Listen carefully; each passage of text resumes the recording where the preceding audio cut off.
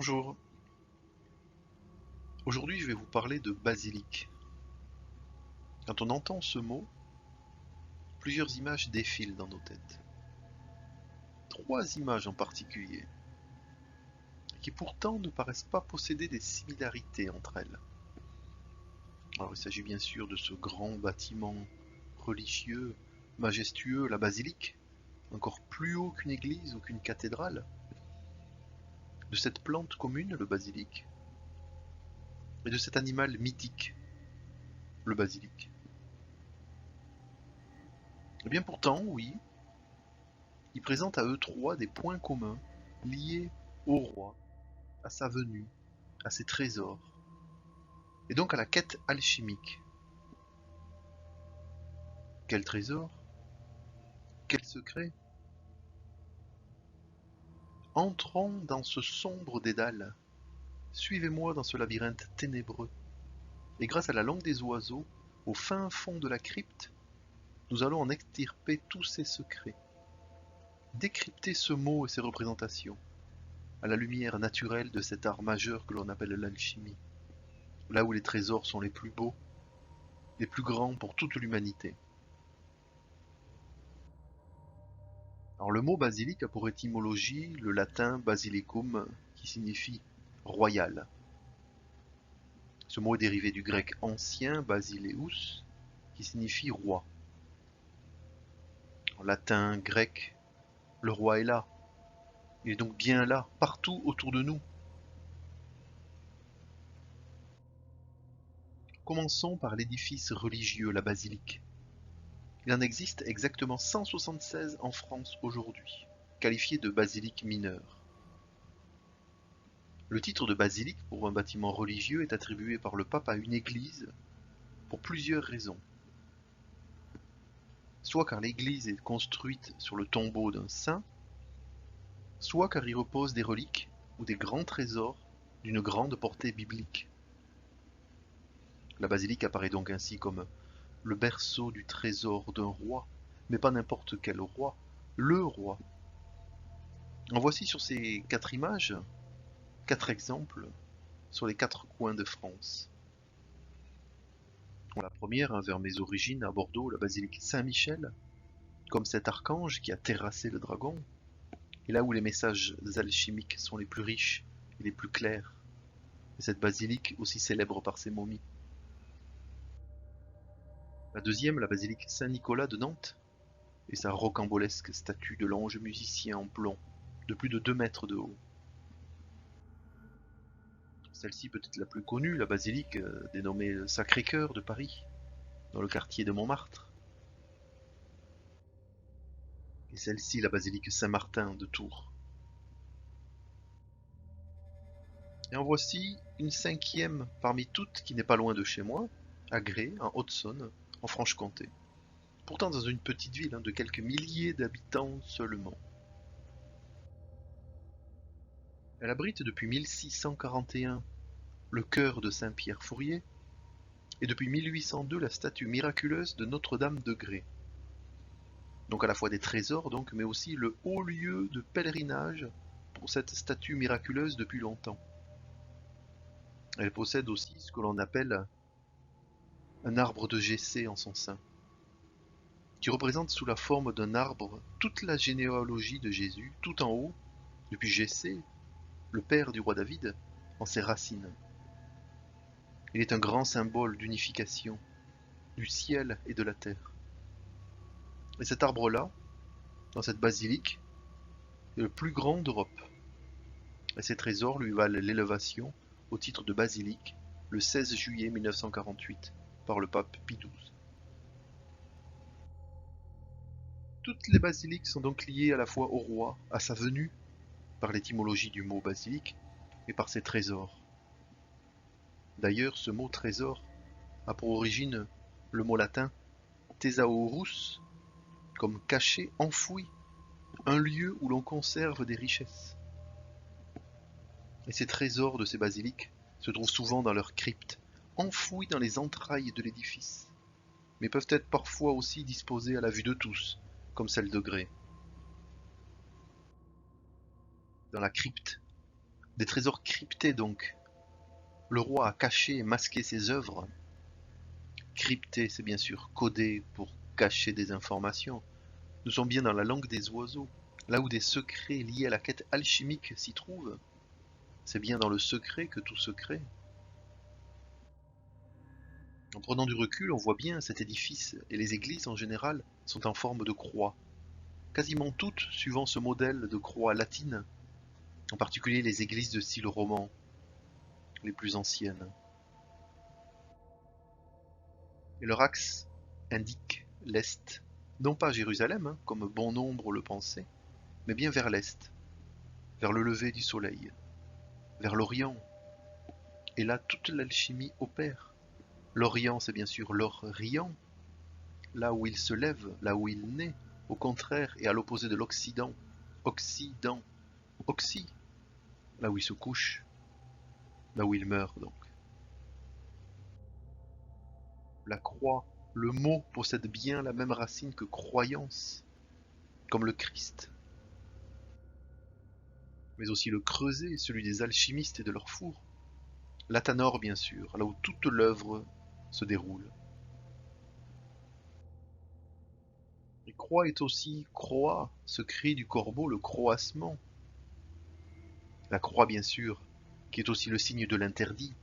Mais interdit, cela signifie aussi interdit, dit entre les lignes, masqué, crypté donc. Et là encore, la langue des oiseaux nous le dit. Et là encore, toute l'alchimie transpire. Le corbeau, l'œuvre au noir, le début, comme Noé depuis son arche qui a envoyé le corbeau noir pour voir si la terre promise était loin. L'œuvre au noir par le corbeau. Et celui qui sera envoyé par la suite, sans avoir de retour du corbeau, c'est la colombe, le plus grand symbole du blanc, de l'animal blanc et de la purification, après la putréfaction. Tout cela pour ensuite arriver à la terre promise, la terre adamique, symbolisée par la couleur rouge. Noir, blanc, rouge, tout un symbole, mais pas que, spirituellement et matériellement aussi. Ce corbeau est bien sûr noir comme la couleur de la première étape et se nourrit des cadavres. Cette étape porte le nom de putréfaction. Là aussi les images alchimiques regorgent de multitudes de symboles. La mort est très souvent représentée par un squelette, dénué de sa chair matérielle, se tenant aux côtés d'une autre chose plus carrée, symbole de la matière. En voici quelques images. Celle-ci est assez explicite et reprend le symbole du corbeau se tenant en haut, sorti de la matière grâce à l'action du soleil et de la lune notamment. Et sa célèbre inscription, putréfactio, comme putréfaction, comme nous l'avons dit. La première étape, l'œuvre au noir, l'œuvre au compost. C'est bien sûr le caput mortum, la tête de corbeau qui se dévoile à la fin de cette première étape. Sur celle-ci, il se dresse au-dessus de ce sarcophage. La matière, mais que l'on pourrait imaginer comme l'arche d'alliance, là où le plus grand trésor pourrait se trouver. Et sur cette image, la matière est clairement identifiée, indiquée, montrée par le personnage de gauche vers ce sarcophage, composé de ces deux principes, masculin et féminin. C'est bien sûr le soufre et le mercure réunis. Pas le soufre et le mercure que l'on connaît, palpable, mais les deux principes de la matière, de toute matière, avec le sel qui les réunit comme un aimant. Et là aussi, la mort va les purifier dans la première étape, avant de les réunir et ainsi former l'embryon de l'enfant roi, le rebis, puis l'élever pour le porter au plus haut rang, au plus haut grade, la pierre philosophale. Cette œuvre au noir, la putréfaction, nous sommes bien sur le chemin du compost vers la lumière. Et ce chemin du compost étoilé, le compost Stella, il n'est rien d'autre que le chemin de Compostelle, et qui passe bien sûr aussi par cette même ville de Grès sur la Saône. Et je vous ai mis la photo de la basilique. Ce chemin de pèlerinage depuis des siècles et peut-être même depuis des millénaires, qui passe aussi par Saint-Jean-Pied-de-Port dans les Pyrénées. Port avec un T bien sûr, pas avec un C. Nous sommes bien ouverts vers un nouveau monde, ouverts vers la Galice. Des ténèbres à la lumière, comme le régule d'Antimoine dévoile son étoile. La Galice est cette terre promise, cette terre adamique des alchimistes, tant recherchée, tant guettée par Noé depuis son arche. Galice. De même racine que cet animal, le gallinacé, le coq, qui chante pour annoncer le jour qui se lève. La lumière, là aussi, qui sort des ténèbres, l'aurore. Et ce mot même, aurore, porte l'or, deux fois en lui, or, or. Et le soleil se lève où? À l'est. L'or riant, comme on a dit. Tout est lié. Tout est lié à l'alchimie, sa quête, son cheminement, comme une voie initiatique et matérielle. Les édifices religieux ne seraient-elles que des clés qui permettent l'accès à un trésor, celui du roi, comme le mythe des rois mages, guidés par cette étoile là aussi, pour apporter le trésor, les trésors, dans la basilique, donc, en direction de l'enfant roi. Ce régule d'Antimoine, d'ailleurs, quand on y revient, quand on revient vers lui, ben, ce mot régule a pour origine aussi le roi, régule, du latin regulus, royal. Le trésor à l'état brut, ou presque. Ce simple édifice religieux, la basilique, est donc à la fois un véhicule de l'art alchimique, une clé, une porte, et son gardien le plus précieux. Comme Saint Pierre possédait les clés du paradis, la Sainte Pierre est la clé du monde, la clé de la connaissance ultime. On comprend donc bien que le coq se retrouve très souvent en haut des églises, et en particulier des basiliques. Et au-dessous de lui, qu'y a-t-il? Mais cette croix au-dessus du globe, entre le globe et le coq, qui n'est rien d'autre que le symbole, depuis toujours, de ce métal. L'antimoine, la matière première, ou plutôt la première matière des alchimistes. Ce mot antimoine provient selon la légende de ce moine bénédictin Basile Valentin, qui en travaillant dans son laboratoire sur la quête de la pierre philosophale, a trouvé ce métal. Il en utilisait beaucoup, il lui permettait d'arriver à son objectif final, la pierre, la Sainte Pierre, comme l'accès à Saint-Pierre. Il en donnait aussi à manger à ses cochons. Il s'est aperçu que cela les faisait grossir et les rendait plus forts. Alors il en a donné à manger à ses moines avec lesquels il travaillait, mais l'effet était inverse. Ils en mouraient, d'où le nom anti-moine. Alors c'est une légende bien sûr.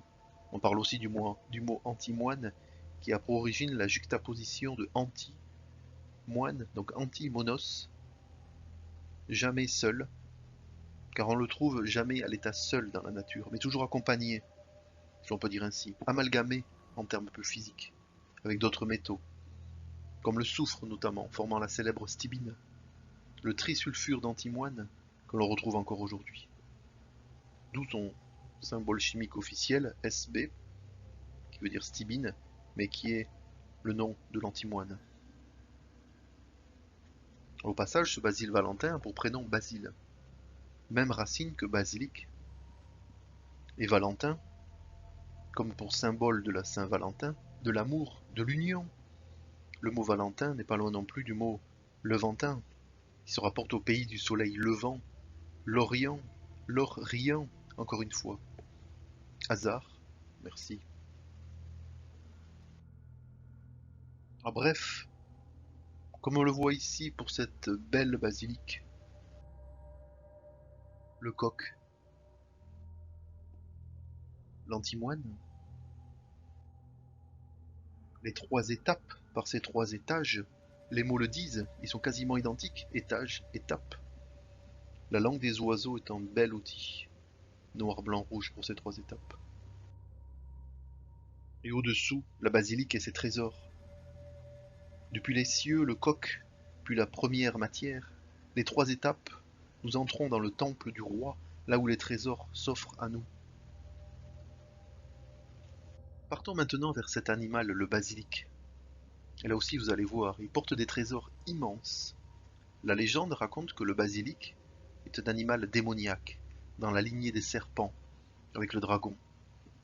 En son plus haut rang, il est considéré comme le roi des serpents et issu d'un œuf de coq couvé par un crapaud. Ça paraît bizarre, hein, mais c'est la légende. On le retrouve partout, sur tous les continents, dans toutes les civilisations, depuis toujours. Rien que cela. Par ces quelques mots, l'alchimie se dévoile. Le serpent, entre gardien de l'arbre de la connaissance du bien et du mal dans la Genèse, il est bien cette dualité bien-mal, protecteur, guérisseur, comme symbole formant le caducée d'Hermès dans toutes ses représentations.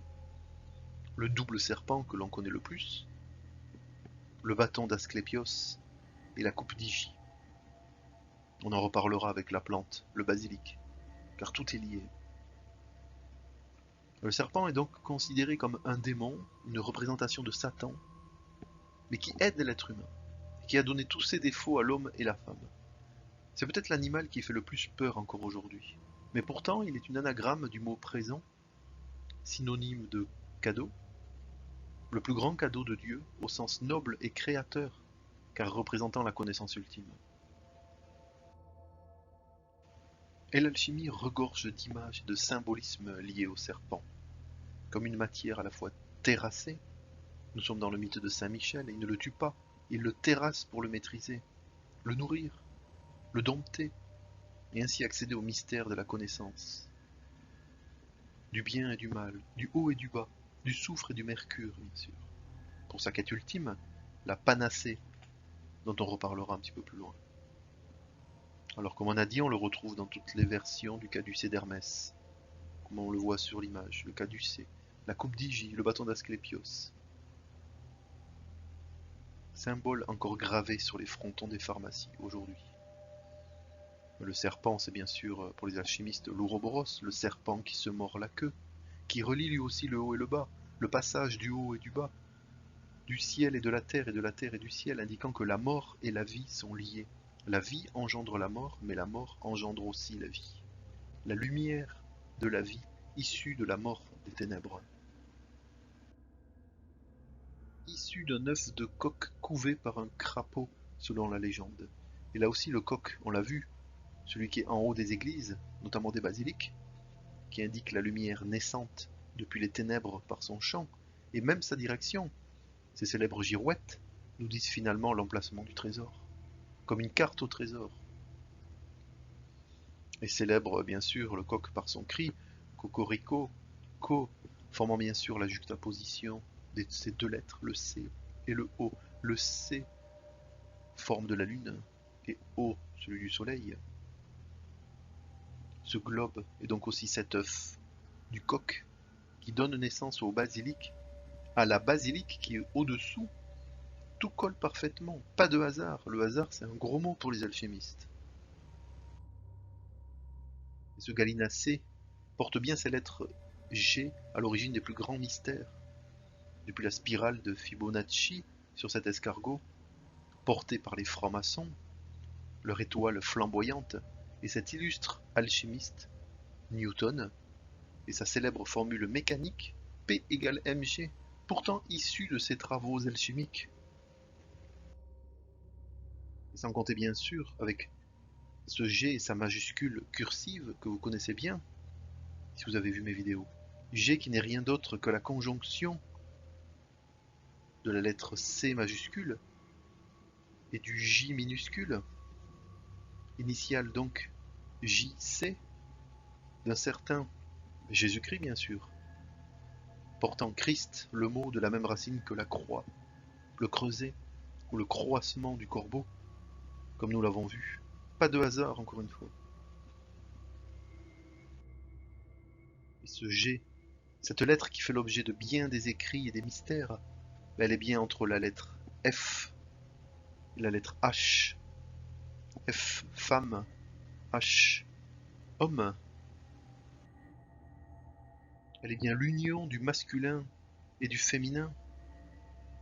L'alchimie le montre parfaitement dans son œuvre tout entière, de la géométrie sacrée, du féminin sacré. Nous sommes dans une sorte de tantrisme qui est bien sûr lié à l'alchimie.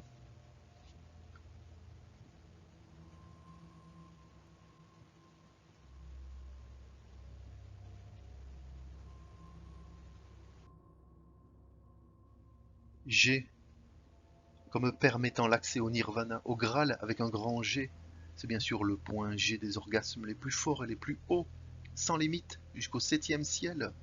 Comme le dit aussi l'expression, liée à ce chiffre 7, septième, comme la lettre G est la septième lettre de l'alphabet. Pas de hasard. Les lettres et les chiffres nous parlent, l'alchimie délicate et sensuelle pour le même objectif. Le Graal, le Nirvana, et ce crapaud. Dans les jolis contes, il est bien cet animal répugnant, issu des marécages et des ténèbres, qui va devenir un prince charmant. Il a donc vocation à devenir roi, à régner. La lumière issue des ténèbres encore une fois. Ce crapaud qui couve l'œuf du basilic. Et quel métal ressemble le plus à cet animal? Malléable, lié à l'élément eau, terne, ténébreux, qui se travaille facilement. Le plomb, bien sûr. Et à l'issue de son chemin initiatique, du bisou de la jeune fille, pour dire aussi, de l'union de l'homme et de la femme, du soufre et du mercure, du lion et de l'aigle, des jouissances les plus fortes, de ce qui est en bas avec ce qui est en haut, il devient le roi. L'or brillant et lumineux, l'or riant, bien sûr. Du plomb alors, pas de hasard non plus. Cet animal, le crapaud, est le plus grand symbole de la transmutation métallique depuis toujours.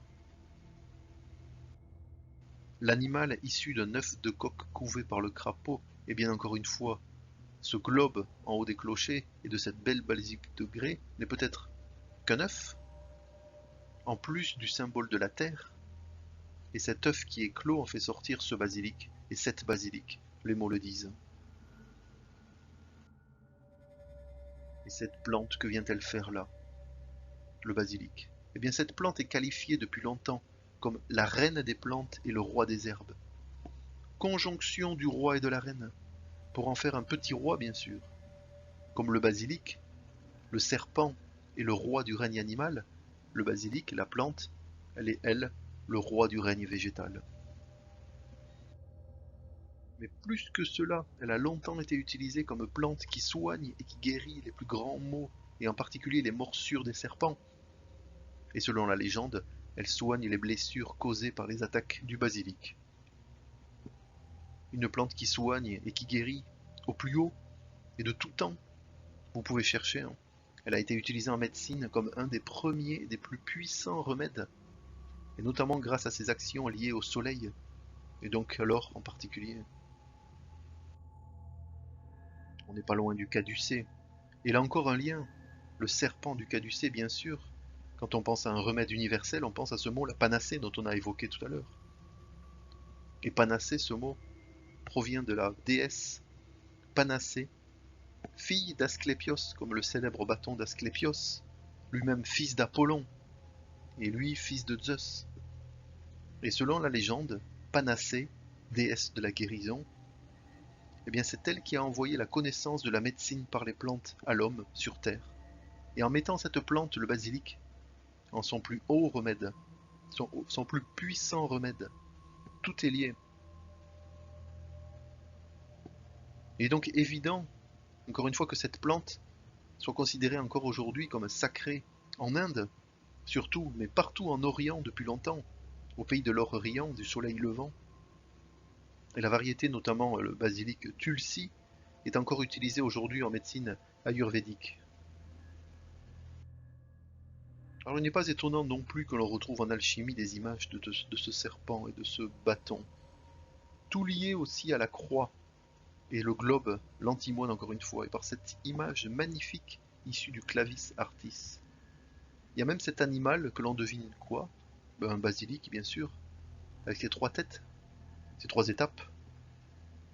Et sur cette image, nous voyons en plus cette pomme de pin tout en haut que l'on retrouve aussi sur le sceptre du pape, représentant de Saint-Pierre, symbole pour les alchimistes de la Sainte Pierre, issu donc de ce métal, l'antimoine, dont le symbole y est juste au-dessous. Tout se recroise. Les basiliques nous éclairent et nous décryptent tous les trésors de sa crypte. Et le régule d'Antimoine en est sa preuve matérielle. Voilà, au travers de ces trois mots issus de la même sonorité basilique, le basilic, nous sommes bien en présence de la venue d'un roi, sur un chemin guidé par l'étoile pour apporter un trésor à l'humanité, la connaissance ultime, la sagesse, la médecine, l'immortalité, la pierre philosophale donc. L'œuvre s'est réalisée, le coq a chanté, célébrant la lumière issue des ténèbres. La petite fille a embrassé le crapaud. L'œuf peut donc éclore et le roi peut descendre dans la basilique pour apporter à l'homme ses trésors et régner sur le monde. Le basilic en est ce plus grand symbole.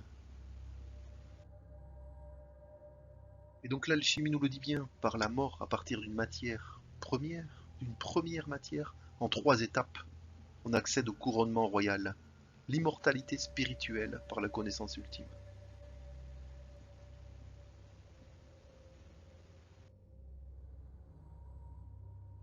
Alors si vous voulez en savoir un peu plus sur l'alchimie, ses codes et ses plus grands secrets, dans la nature, dans les contes, dans les lettres, dans les chiffres, tout y est dévoilé dans mon livre, disponible sur toutes les plateformes de vente classiques. Et si vous ne le trouvez pas, faites-moi signe, un petit mail, et vous avez toutes mes coordonnées sur ma chaîne, et je vous répondrai. Merci, et à bientôt pour d'autres vidéos.